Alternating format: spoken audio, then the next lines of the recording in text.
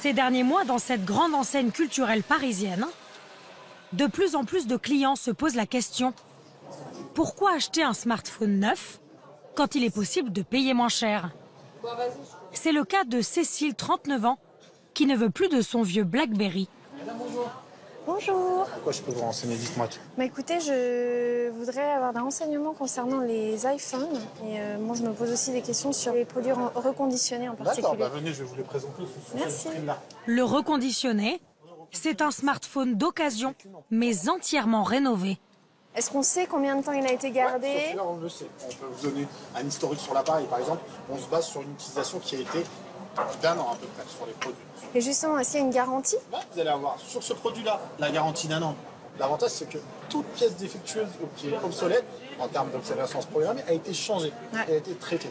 Là, on ne se parle pas que de la batterie, on se parle de la carte mère, l'antenne réseau, le stockage. Mais l'atout principal de ce téléphone, c'est son prix. 249 € pour cet iPhone 5C 32 Go.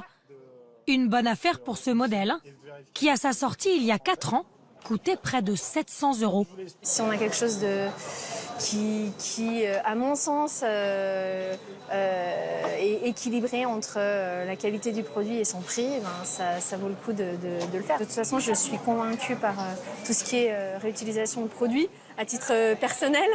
Donc j'essaie de le faire au maximum dans ma vie privée. Donc pourquoi pas avec un iPhone. Seul sacrifice de Cécile, ce n'est pas le modèle dernier cri de la marque. Pour le reste, tout y ressemble. Packaging, chargeur, écouteurs. De quoi presque oublier qu'il s'agit d'un produit d'occasion. Du coup, je prends celui-là. Ok. Parfait. Pour elle, cet achat, c'est le bon plan de la rentrée pour son porte-monnaie. Vous allez recevoir votre garantie par mail. Ça m'aura pas coûté très cher. Et puis, oui, je pense que par rapport à ce que j'avais projeté de budgéter pour cet achat-là, moi, je repars gagnante. Donc, je suis contente. Très bien, merci. Comme elle, des centaines de milliers de Français choisissent aujourd'hui de se tourner vers les smartphones reconditionnés. Avant, au rayon téléphonie, vous n'aviez pas le choix. Les smartphones étaient tous neufs. Mais depuis quelques années, la tendance est de leur donner une seconde vie, c'est plus écolo. À la clé, des portables 20 à 30% moins chers. L'année dernière, il s'en est vendu 2 millions. Sur ce créneau, une entreprise française s'est fait une place de choix. En quelques années, Remade est devenu le leader et représente déjà le quart du marché. Alors devons-nous céder au charme du reconditionnement? Comment nos vieux téléphones sont-ils transformés en objets flambant neufs? Tout commence en fait là même où ils sont vendus, au rayon téléphonie de la grande enseigne culturelle. Damien, 32 ans, a décidé de s'équiper pour la rentrée. Bonjour, je souhaiterais acheter un nouveau téléphone. Très bien. Cet architecte veut s'offrir un modèle plus récent. Et pour lui aujourd'hui, c'est la bonne surprise. Vous avez vu, il y a une petite offre de reprise dessus. Quand vous ramenez votre ancien smartphone, vous avez une reprise de 50 € sur le Galaxy 3 ans. Ok, j'ai mon téléphone. Ouais. L'offre, 50 € pour son vieux Samsung. Je suis plutôt surpris parce que je pensais pas qu'avec mon vieux téléphone, je pouvais récupérer un nouveau téléphone et de l'argent en plus. Donc c'est plutôt cool, ouais. Direction le service après-vente. Bonjour, je viens pour vous ramener un téléphone. Pour vérifier si le téléphone marche encore. Vous avez ramené le chargeur? Non, Même c'est pas celui le de chargeur. Damien, vieux de 6 ans et très abîmé, intéresse le technicien. D'accord. Du coup, là, c'est bon. Je trouve ça va pas plus mal. Ça peut donner une seconde vie au téléphone. Vous regardez un peu tristement votre téléphone. Ouais, il part comme ça, c'est... Vous savez où il va partir alors? Non, je sais pas du tout, non. Mystère. Le vieux compagnon de Damien est en fait le point de départ d'une incroyable filière de recyclage de smartphones à 300 km de là.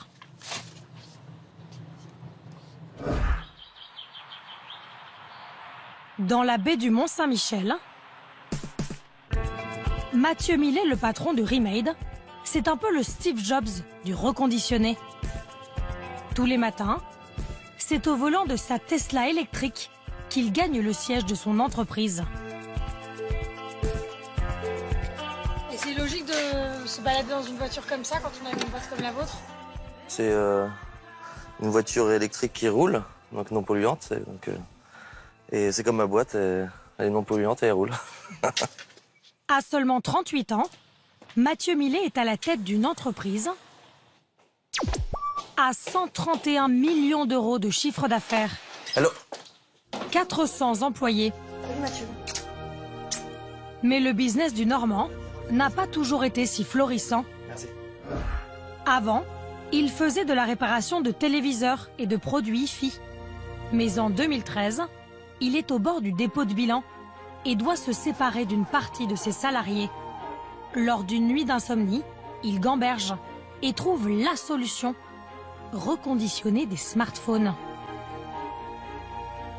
En une nuit, j'ai fait la synthèse que ce marché était mal adressé, que le consommateur a acheté des produits dans des boîtes marron jetées avec des accessoires et pourtant on payait 300 €, et ces 300 € c'est plus cher qu'un flacon de parfum qui lui est très très beau, très bien emballé, et où le consommateur est respecté.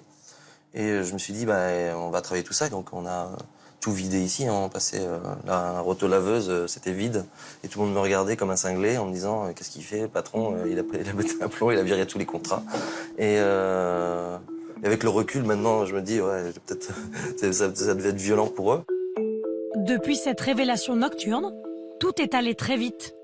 Les effectifs ont été multipliés par 10 et les smartphones ont remplacé les télés. La matière première de l'entreprise se trouve dans cette petite pièce sécurisée, la caverne d'Alibaba de Mathieu Millet. Des milliers de smartphones abîmés.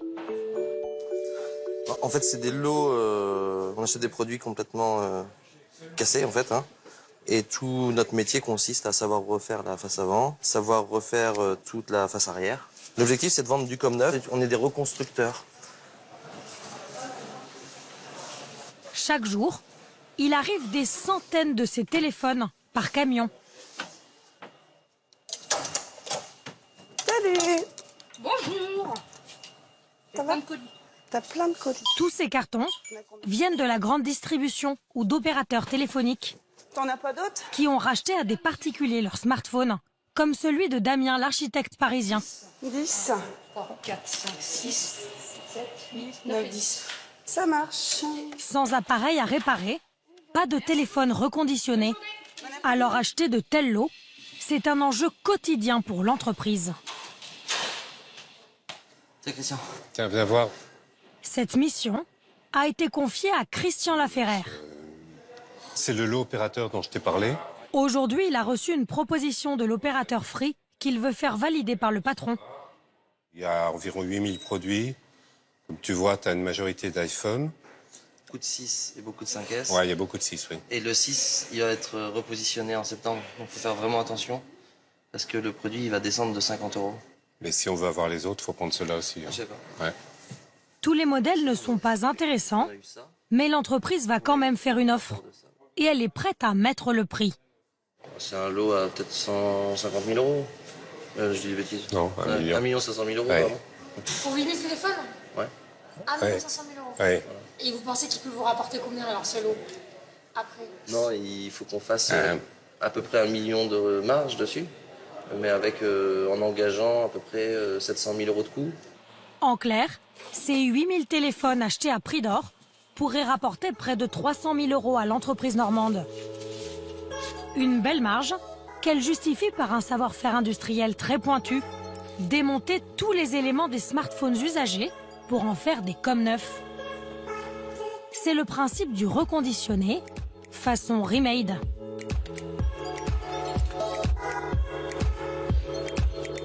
Dans ce hangar de 7500 mètres carrés, plus de 250 salariés.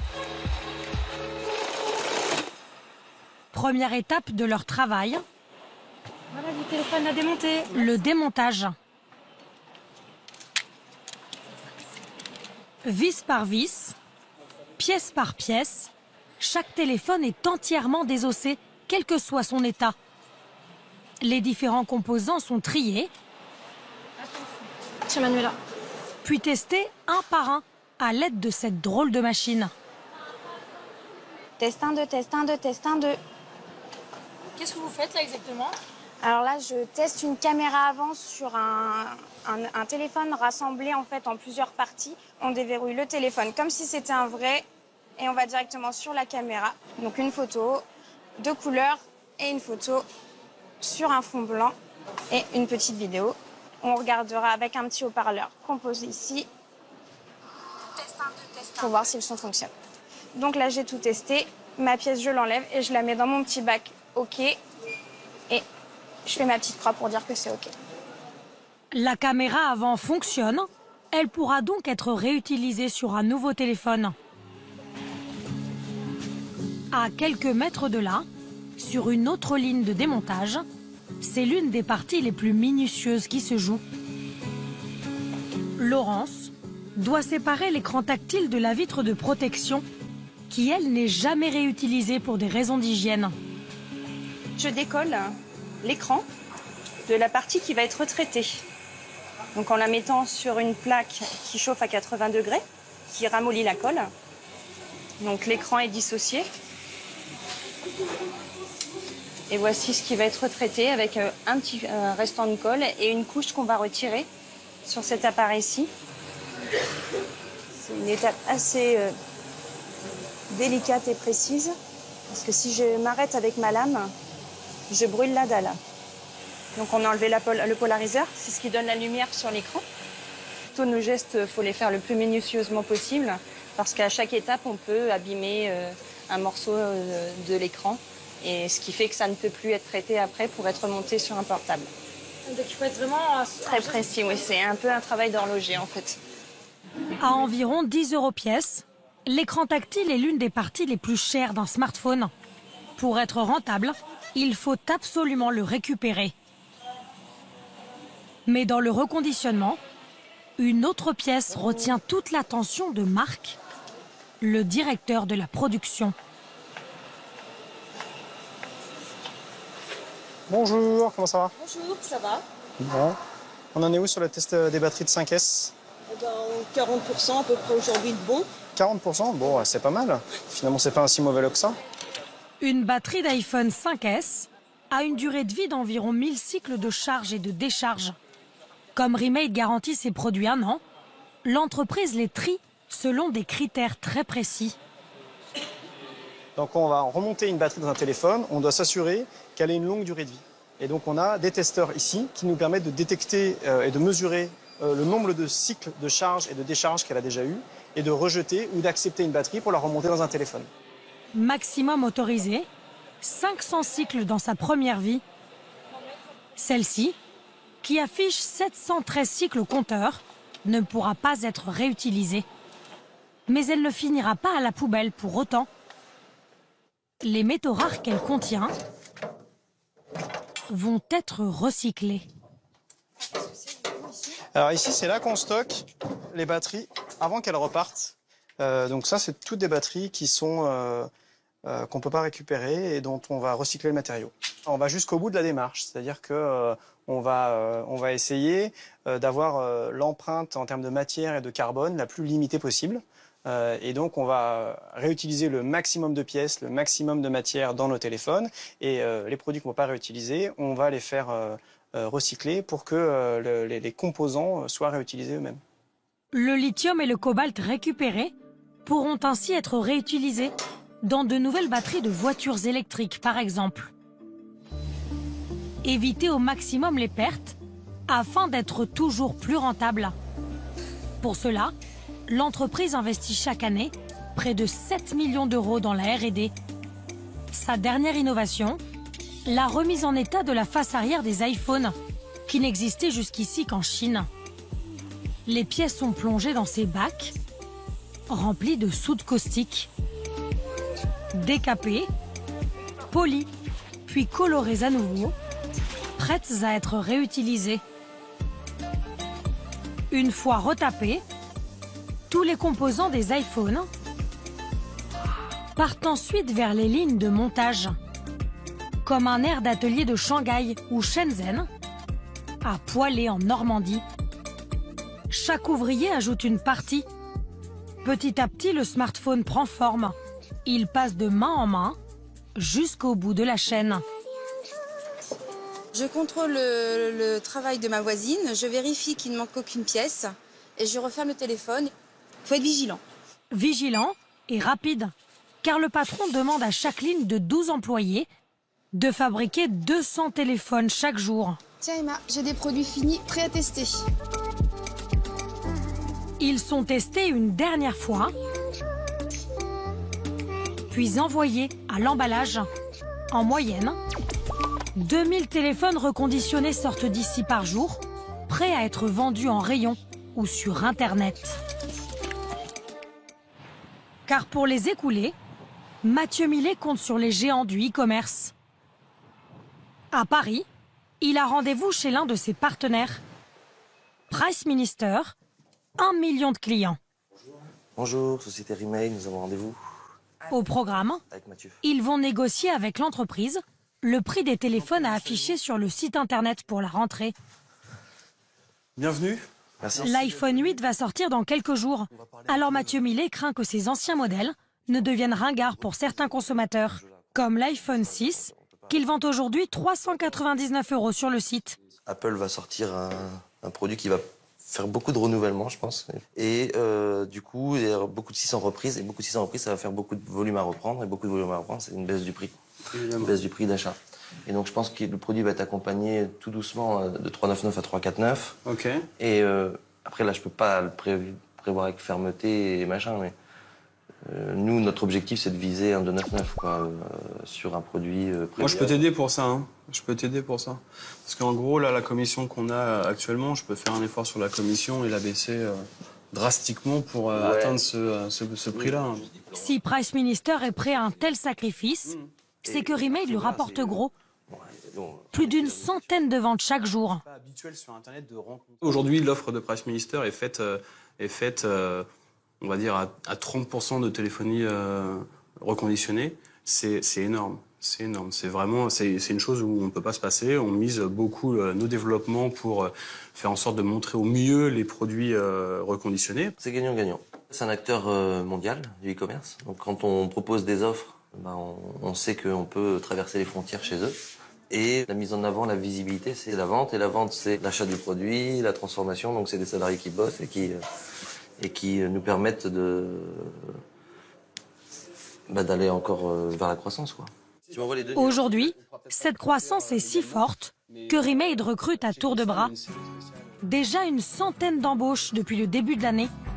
Le risque, c'est que la main-d'œuvre qualifiée vienne à manquer. Alors la boîte a décidé d'ouvrir sa propre académie. Retour en Normandie. Bonjour. Allez-y, rentrez. Installez-vous.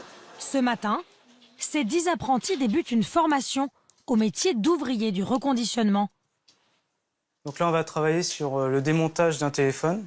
Démontage, remontage, tous sont des novices, arrivés ici via Pôle emploi.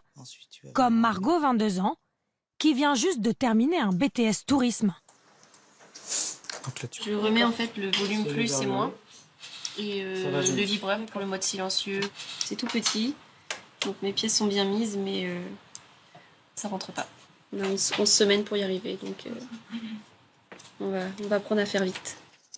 Des sessions comme celle-ci, il y en a plusieurs par an. Coût pour l'entreprise, 230 000 €. Dans 90% des cas, cette formation débouche sur un CDI payé au SMIC. Tous les salariés l'ont suivi, comme Nadège, employée depuis février dernier. En juin 2016, elle avait perdu son emploi d'assistante maternelle dans une école. J'ai quand même travaillé 8 ans dans la même école, pour la même mairie. Et donc, du coup, je n'ai pas obtenu de CDI, ce qui m'a un petit peu écœurée, on va dire. Donc, du coup, aujourd'hui, pouvoir avoir un CDI, pour moi, c'est quelque chose de très important. En plus d'avoir retrouvé un emploi stable, allez, c'est parti, deuxième journée. Nadège a aussi vu sa vie personnelle se transformer en quelques mois. Tous les soirs, elle quitte l'entreprise à 17 h. Direction la garderie pour aller chercher sa fille Maëlle, 5 ans. Ça, c'est des moments que vous aviez pas avant?